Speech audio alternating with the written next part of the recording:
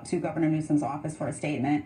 They have not responded. It remains to be seen what he'll do, but I think it's a good first step for citizens and business owners to address their concerns directly to him. And thank you so much for weighing in today. Thanks, Jed. Thanks, guys. Thanks, Mike. Of course. Chaos erupts as protests take to the streets of Portland, and Antifa escalates the violence. A journalist who's been attacked by Antifa in the past and a former member of the group react next. 13 protesters arrested in Portland with Antifa violence on full display. Let's go! All up there! All up there! Andy Ngo is a conservative journalist attacked by Antifa in Portland earlier this summer. He joins us now along with former Antifa member Gabriel Nadales. Good morning, gentlemen. Thanks for being here. Andy, I want to start with you. Back in June, you were attacked, and yet again, we saw on the streets of Portland more of the same violence. Your thoughts? Political violence is routine in Portland now. Yesterday was no exception. There was a lot of fear of there being massive bloodshed, and in the end, nobody was killed. And apparently here, that means it was a success. But what happened was that people were maced and beaten on the streets.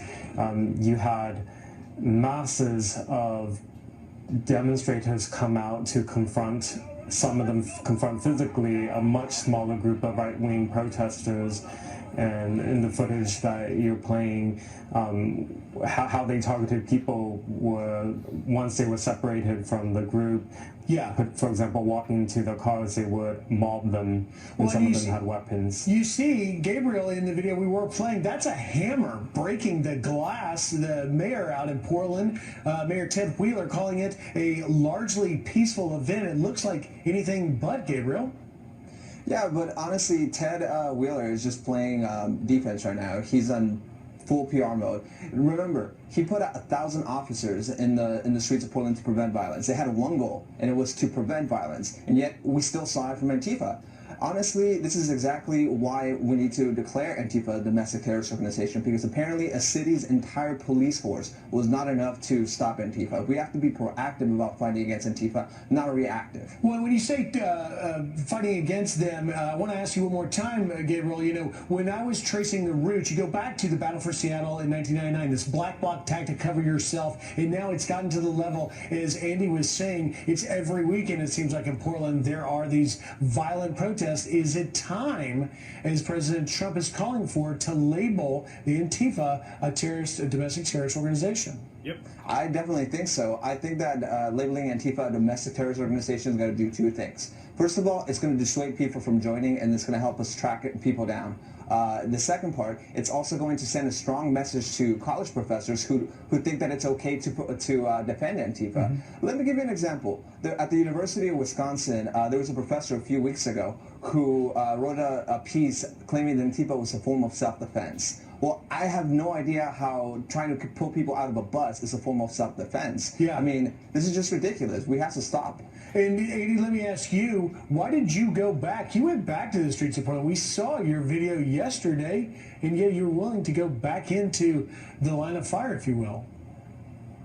So I'm in Portland, and my reporting is ongoing, and for security reasons, because I'm still getting ongoing threats, I can't go into specifics of where I was yesterday.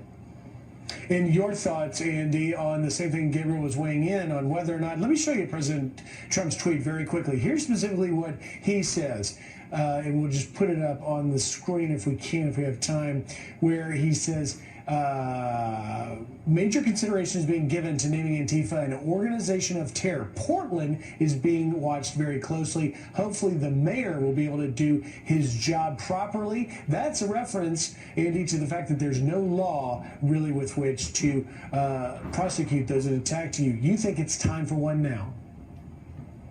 Yeah, so we're now over 7 weeks since the beating in Raleigh, and people can still come to these demonstrations wearing masks and bringing weapons. And yesterday there should have been at least 100 arrests. In the end, there was only 13.